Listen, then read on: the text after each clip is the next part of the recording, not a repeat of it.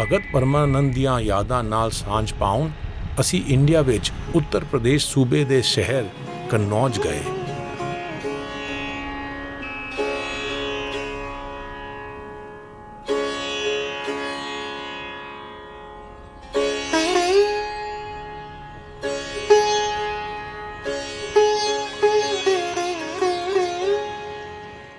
ਸੰਤ ਪਰਮਾਨੰਦ ਦੇ ਬਾਰੇ ਜਾਣਕਾਰੀ ਬਹੁਤ ਘੱਟ ਹੈ। ਇੱਕ ਪਾਸੇ ਇਹ ਮੰਨਿਆ ਜਾਂਦਾ ਹੈ ਕਿ ਉਹ ਮਹਾਰਾਸ਼ਟਰ ਸੂਬੇ ਵਿੱਚ ਬਾਰਸ਼ੀ ਦੇ ਵਾਸੀ ਸਨ, ਪਰ ਦੂਜੇ ਪਾਸੇ ਉਹਨਾਂ ਦੀ ਪਛਾਣ ਉੱਤਰ ਪ੍ਰਦੇਸ਼ ਦੇ ਕਨੌਜ ਵਾਲੇ ਬ੍ਰਾਹਮਣ ਪਰਮਾਨੰਦ ਦਾਸ ਵਜੋਂ ਕੀਤੀ ਜਾਂਦੀ ਹੈ, ਜਿਨ੍ਹਾਂ ਦਾ ਜਨਮ ਸ਼ਾਇਦ 1483 ਵਿੱਚ ਹੋਇਆ ਸੀ। ਭਗਤ ਪਰਮਾਨੰਦ ਨੇ ਇਸ ਗੱਲ ਤੇ ਜ਼ੋਰ ਦਿੱਤਾ ਕਿ ਕਰਮ ਕਾਂਡ ਵਜੋਂ ਮਜ਼ਹਬੀ ਗ੍ਰੰਥਾਂ ਨੂੰ ਪੜ੍ਹਨਾ ਸੁਣਨਾ ਮਨ ਵਿੱਚ ਧੁੰਦ ਪੈਦਾ ਕਰਦਾ ਹੈ। ਉਸ ਦੇ ਮੁਕਾਬਲੇ ਸਾਥੀ ਜੀਵਾਂ ਲਈ ਸੇਵਾ ਨਿਰੋਲ ਰੂਹਾਨੀਅਤ ਪੈਦਾ ਕਰਦੀ ਹੈ।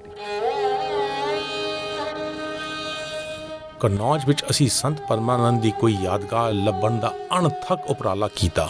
ਮੰਦੇ ਭਾਗੀ ਕਿਸੇ ਨਿਵਾਸੀ ਨੂੰ ਉਸ ਸਿੱਧਕੀ ਸੰਤ ਬਾਰੇ ਪਤਾ ਨਹੀਂ ਸੀ। ਚੰਦਨ ਭਗਤਾ ਜੋਤ श्रावे परमल करना।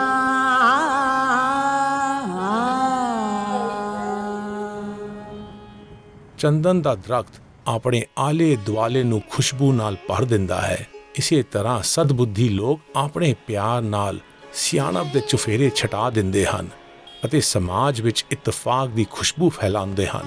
ਉਹ ਅਨੇਕਤਾ ਵਿੱਚ ਏਕਤਾ ਵਾਲੀ ਸੂਝ ਦੀ ਸਦੀਵੀ ਖੁਸ਼ਬੂ ਚੁਫੇਰੇ ਫੈਲਾ ਦਿੰਦੇ ਹਨ। ਇਸ ਵੇਲੇ ਕਨੌਜ ਅਤਰ ਬਣਾਉਣ ਲਈ ਮਸ਼ਹੂਰ ਹੈ।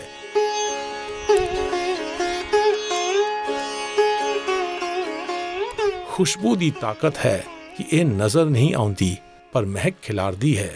ਇਸੇ ਤਰ੍ਹਾਂ ਭਾਵੇਂ ਕਨੌਜ ਸ਼ਹਿਰ ਨੂੰ ਭਗਤ ਪਰਮਾਨੰਦ ਯਾਦ ਨਹੀਂ ਹਨ, ਪਰ ਉਹਨਾਂ ਦੇ ਫਲਸਫੇ ਦੀ ਖੁਸ਼ਬੂ ਦੂਰ ਦੂਰ ਤੱਕ ਫੈਲੀ ਹੋਈ ਹੈ। ਤੈ ਨਰ ਕਿਆ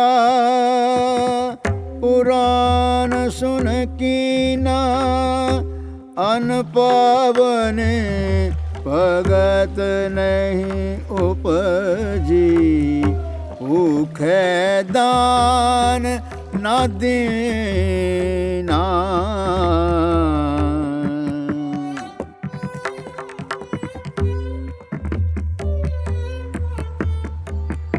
हिंसा तो मन ते नहीं छूटी जिए दया नहीं पाले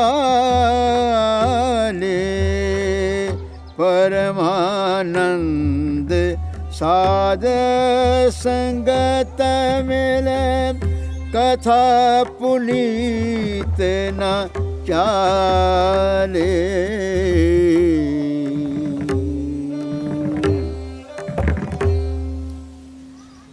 ਸੰਤ ਪਰਮਾਨੰਦ ਨੇ ਆਪਣੇ ਸ਼ਬਦ ਵਿੱਚ ਸ਼ਰਧਾ ਦੀ ਸੰਜੀਦਗੀ ਅਤੇ ਇਖਲਾਕੀ ਵਿਹਾਰ ਨੂੰ ਕਰਮਕਾਂਡ ਵਾਲੇ ਅਮਲਾਂ ਤੋਂ ਵਧੇਰੇ ਅਹਿਮੀਅਤ ਨਾਲ ਉਘਾੜਿਆ ਹੈ। ਮੁਕੱਦਸ ਕਿਤਾਬਾਂ ਦਾ ਬੇਧਿਆਨਾ ਪਾਠ ਕਿਸੇ ਮਨੁੱਖ ਦੇ ਕਿਰਦਾਰ ਦੀ ਮੈਲ ਨਹੀਂ ਧੋ ਸਕਦਾ। ਸਹੀ ਸੋਚ ਨਾਲ ਜੋਟੀ ਪਾ ਕੇ ਸ਼ਰਧਾ ਦੇ ਸਮੁੰਦਰ ਵਿੱਚ ਤਾਰੀ ਲਗਾਈ ਜਾ ਸਕਦੀ ਹੈ। ਮੰਨਿਆ ਜਾਂਦਾ ਹੈ ਕਿ ਭਗਤ ਪਰਮਾਨੰਦ ਅਤੇ ਗੁਰੂ ਨਾਨਕ ਸਮਕਾਲੀ ਸਨ। ਉਹਨਾਂ ਦੇ ਮੇਲ ਦੀ ਕੋਈ ਗਵਾਹੀ ਨਹੀਂ ਮਿਲਦੀ, ਪਰ ਉਹਨਾਂ ਦਾ ਇੱਕ ਸ਼ਬਦ ਗੁਰੂ ਗ੍ਰੰਥ ਸਾਹਿਬ ਵਿੱਚ ਸ਼ਾਮਿਲ ਹੋਣਾ ਗਵਾਹੀ ਭਰਦਾ ਹੈ ਕਿ ਉਹਨਾਂ ਦੀਆਂ ਸੋਚਾਂ ਮੇਲ ਖਾਂਦੀਆਂ ਹਨ। ਸੀਨਾ ਬਸੀਨਾ ਰੀਤ ਦੱਸਦੀ ਹੈ ਕਿ ਸੰਤ ਪਰਮਾਨੰਦ ਆਪਣੇ ਆਪ ਨੂੰ ਸਾਰੰਗ ਬੁਲਾਉਂਦੇ ਸਨ। ਸਾਰੰਗ ਉਹ ਪੰਛੀ ਹੈ ਜਿਸ ਦੀ ਸਦਾ ਬਹਾਰ ਤਰ੍ਹਾਂ ਮੀਂਹ ਦੀ ਬੂੰਦ ਲਈ ਬੇਬਲ ਰਹਿੰਦੀ ਹੈ। ਬਿੰਬ ਵਜੋਂ ਸੰਤ ਪਰਮਾਨੰਦ ਵੀ ਸੂਝ ਲਈ ਸਦਾ ਤਰਾਹੇ ਰਹਿੰਦੇ ਸਨ ਅਤੇ ਖੁਦਾਈ ਦੀ ਤ੍ਰੇਹ ਬੁਝਾਉਣ ਲਈ ਬੇਬਲ ਰਹਿੰਦੇ ਸਨ। ਭਾਰਤੀ ਸ਼ਾਸਤਰੀ ਸੰਗੀਤ ਵਿੱਚ ਰਾਗ ਦਾ ਮਾਇਨਾ ਸੁਰਬੱਧ ਸੰਗੀਤਕ ਧੁਨ ਹੈ ਜੋ ਤੈਅ ਤਰਕੀਬ ਵਿੱਚ ਨਿਭਾਈ ਜਾਂਦੀ ਹੈ।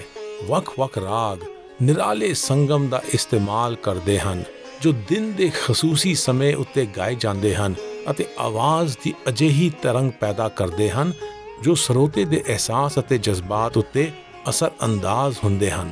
ਜਦੋਂ ਰਾਗ ਅਤੇ ਸ਼ਬਦ ਇੱਕ ਸੁਰ ਹੁੰਦੇ ਹਨ ਤਾਂ ਇਹਨਾਂ ਦਾ ਤਨ ਮਨ ਉੱਤੇ ਹੋਣ ਵਾਲਾ ਅਸਰ ਤਬਦੀਲੀ ਦਾ ਸਬਬ ਬਣਦਾ ਹੈ। ਸੰਗੀਤ ਅਤੇ ਸ਼ਾਇਰੀ ਦਾ ਇਸਤੇਮਾਲ ਇਨਕਲਾਬੀ ਸੰਤਾਂ ਦਾ ਤੁਰਾ ਰਿਹਾ ਹੈ। ਭਗਤ ਪਰਮਾਨੰਦ ਦੀ ਬਾਣੀ ਸਾਰੰਗ ਰਾਗ ਵਿੱਚ ਹੈ। ਸਾਰੰਗ ਰਾਗ ਦੀ ਤਰੰਗ ਸੁੱਚੀ ਸੋਚ ਦੇ ਅੰਮ੍ਰਿਤ ਅਤੇ ਨੇਕ ਇਰਾਦਿਆਂ ਵਿੱਚ ਘੁਲ ਕੇ ਮਨ ਦੀਆਂ ਕਾਮਨਾਵਾਂ ਤ੍ਰਿਪਤ ਕਰ ਦਿੰਦੀ ਹੈ। ਨਾਨਕ ਆਖੇ ਇਹੋ ਵਿਚਾਰ ਸਿਫਤੀ ਗੰਢ ਪਵੇ ਦਰਬਾਰ। ਗੁਰੂ ਨਾਨਕ ਫਰਮਾਉਂਦੇ ਹਨ ਕਿ ਆਤਮ ਪਰਚੋਲ ਅਤੇ ਨੇਕ ਇਰਾਦਿਆਂ ਦੀ ਗੰਢ ਨਾਲ ਏਕੇ ਦਾ ਜੋੜ ਬਣਦਾ ਹੈ। ਇੰਜ ਜਾਪਦਾ ਹੈ ਕਿ ਵੱਖ-ਵੱਖ ਸਮੇਂ ਅਤੇ ਇਲਾਕਿਆਂ ਵਿੱਚ ਹੋਣ ਦੇ ਬਾਵਜੂਦ ਸੰਤ ਆਪਸੀ ਸੰਵਾਦ ਵਿੱਚ ਲੱਗੇ ਹਨ।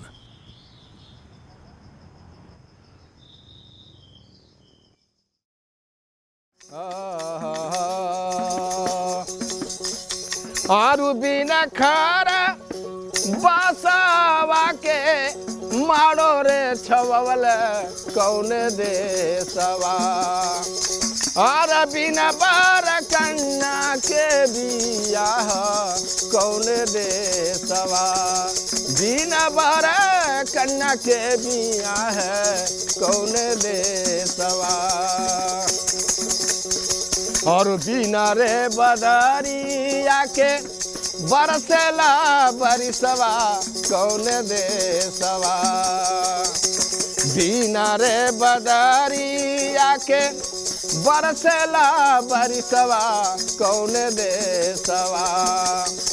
और बिना रे सूरज के आरु बिना रे सूरज के भइल घाम कौन देसवा। बिना रे सूरज के